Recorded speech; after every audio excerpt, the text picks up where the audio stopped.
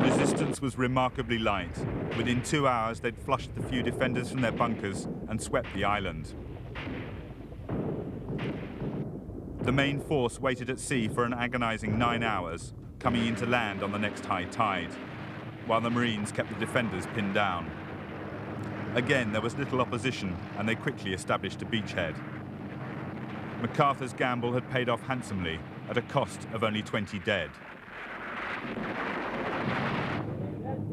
When he came ashore to see the situation for himself, he was surrounded by the world's media, anxious to record the man who'd set a new pinnacle on an already brilliant military career.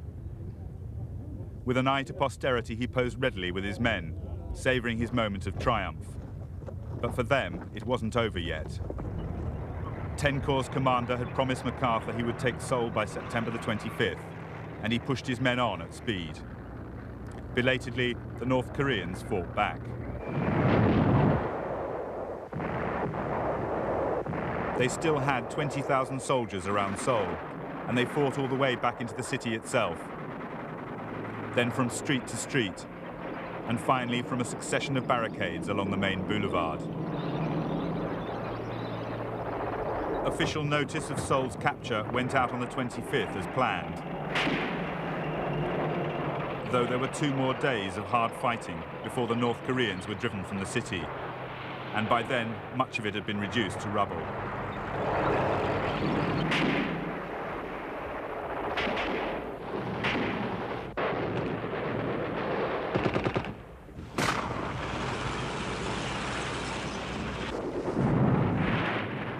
Mass graves revealed that their brief tenure of South Korea had been a savage affair for those they saw as opponents.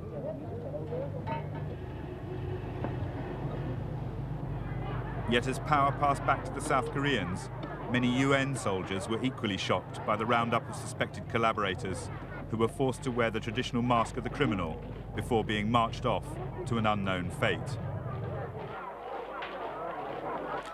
But the official tone was one of celebration. General MacArthur makes a personal visit to Seoul, where he returns the government of the Republic to President Syngman Rhee.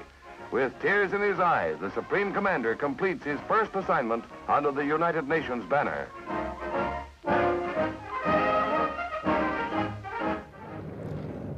The day after the Incheon landings, the 8th Army began pushing northwards to link up with 10 Corps. It took 3 days of hard fighting to cross the Naktong River. Then the pace quickened as the North Korean line broke. Isolated groups retreated into the mountains to wage guerrilla war. But short of supplies, they could do little against the weight of the 8th Army.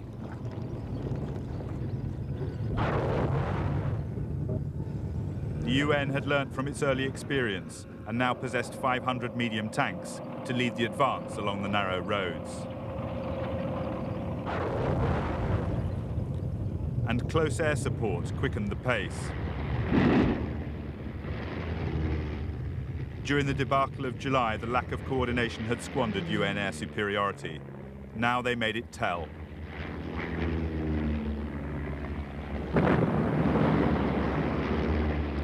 Napalm became a preferred weapon in Korea. Though militarily effective, its widespread use had horrific consequences for civilians. The carrier-launched prop planes were now joined by Navy jets. The F-9 Panther was the first of the new breed to see combat.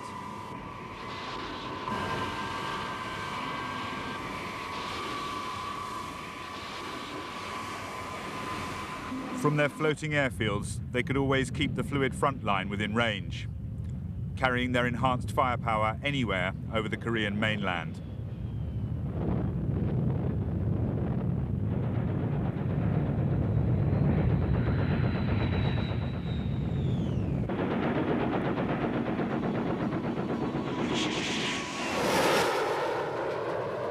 By the end of September, the surviving North Koreans had fled back across the parallel, or been rounded up as the UN forces cut their retreat.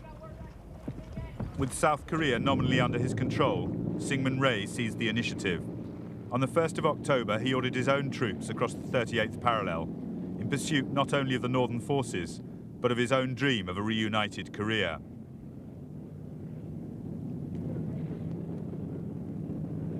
A week later, the UN forces followed them. Hours after they crossed, a UN resolution ordered that all appropriate steps be taken to ensure conditions of stability throughout Korea.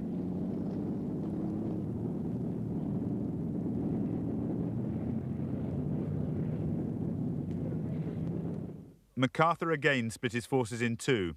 While the 8th Army drove on due north of Seoul towards Pyongyang, he sent 10 Corps round to effect a landing at Wonsan on the east coast, hoping to repeat the success of Incheon.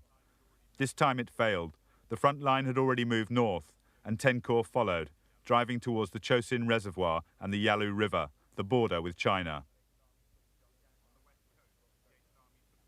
On the west coast, the 8th Army took Pyongyang on the 19th of October, the only time the West ever held the communist capital. Syngman Rhee addressed the crowds from the balcony where his opponent had once stood. All Korea now seemed in his grasp. Among the UN forces, thoughts were turning to home. Their work in Korea seemed finished. Some troops were already preparing to leave. But a week after the fall of Pyongyang, everything was to change. The Chinese entered the war. They poured out of the hills, hitting the UN columns in massive human waves. On the battlefield, surprise was total. Yet the UN intelligence services had consistently discounted the obvious danger of Chinese intervention. Mao Zedong's hold on China after the Civil War was barely secure in 1950. American military and political support for his opponent, Chiang Kai-shek, and the nationalist forces on Formosa was a constant threat. The presence of American forces along the Korean-Chinese border could make his position untenable. As soon as the Americans crossed the 38th parallel, Mao ordered his armies to act. Chinese films portray the preparation of a volunteer army going to the aid of North Korea. In reality, 200,000 men of the battle-hardened Red Army made their way across the Yalu River into the mountains of North Korea. Traveling light, without radio communications, they hit the UN forces without warning.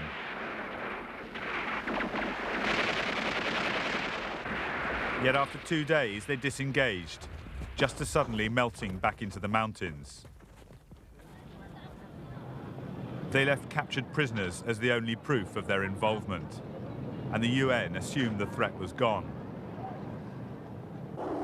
Nevertheless, MacArthur ordered the Air Force to create a wasteland of the entire area between the front line and the Yalu River, not only to destroy supply lines or enemy concentrations, but as a deliberate punitive demonstration of the sheer power the Allies possessed in the air.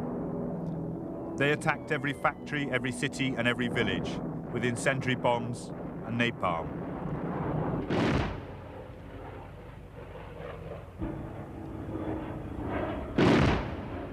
But suddenly they were attacked themselves. The arrival of the first MiG-15 jets in November astounded Western pilots. That the communists had developed a jet, and one that actually outmaneuvered their own F-80 Shooting Stars in the first jet-powered dogfights, was a profound shock. It was not until the arrival of the F-86 Sabre that they were able to redress the balance in MiG Alley, despite being forbidden to pursue the MiGs to their Chinese bases.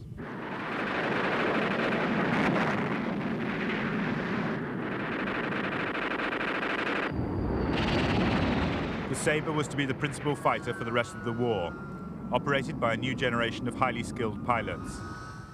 The new jet aces became folk heroes in the United States, as they vied for the record number of kills. On the ground, MacArthur attacked again on the 24th of November, still confident of taking all Korea by Christmas. For 2 days, his forces pushed northwards towards the Yalu River. Then the Chinese came out of the hills again, and this time they weren't going back. The UN had pushed deeper into communist-held territory, and when the Chinese attacked, it was from the flanks and behind, as well as at the head of the columns. The 8th Army in the west was once again taken totally by surprise, and whole sections of the line simply panicked and collapsed. They lost 11,000 men in the first few days. Many were marched off to face the dreadful privations of North Korean and Chinese prison camps. It became known as the Big Bug Out, the worst American military defeat for a century. A whole army disengaged, joining the thousands of refugees jamming the road south. And once it started, it couldn't be stopped.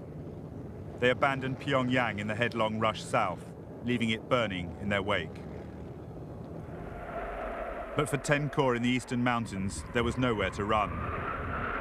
One of the hardest battles of the war was fought by the 20,000 Marines surrounded beside the Chosin Reservoir, where the temperatures fell to -30 below. The advance guard pushing onto the Yalu River had been decimated. The few survivors who had fought their way back to the base of the reservoir were evacuated from the airstrip, wounded or frostbitten or both. The rest were faced with the long fight back to the coast through 6 Chinese divisions, in conditions which made mere survival a struggle. They still took their heavy equipment, and as always, their dead with them. Airdrops were their lifeline. Whole bridge sections had to be dropped at one point to cross a gorge south of Koto Rhee, which threatened to end the epic march there.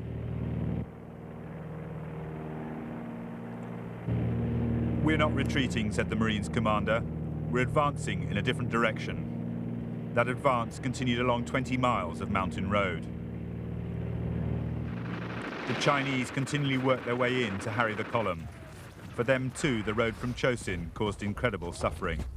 Under constant threat from the air, they couldn't even light fires for fear of bringing down a hail of bombs on their position. And frostbite accounted for many of their losses. On the 10th of December, 10 Corps finally marched into the port of Hungnam and prepared for evacuation south. Some thought they could have held a perimeter around their biggest base in the north, but the will to take risks had gone. The volume of supplies was too great to move, and Hungnam turned into a vision of hell as Koreans fought in the streets for precious food stocks.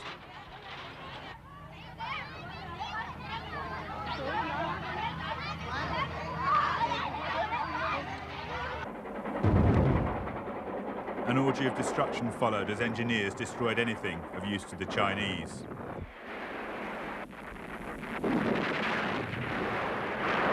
And the departing fleet vented its frustration by shelling the city in a final embittered flourish before turning south to Busan, leaving the civilian population to fend for themselves. The scale of the defeat sent shockwaves through America, and extreme measures were being considered at the White House.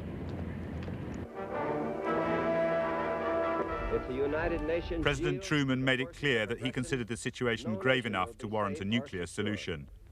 If aggression is successful in Korea, we can expect it to spread throughout Asia and Europe and to this hemisphere. We are fighting in Korea for our own national security and survival. Britain's Prime Minister Attlee flew to America on behalf of the Allies, seeking assurances against the use of nuclear bombs. And the talk of weapons of mass destruction was toned down. Truman chose another path. On December the 17th, he signed an emergency proclamation putting the economy on a war footing. The massive rearmament drive he launched would continue long after Korea and have a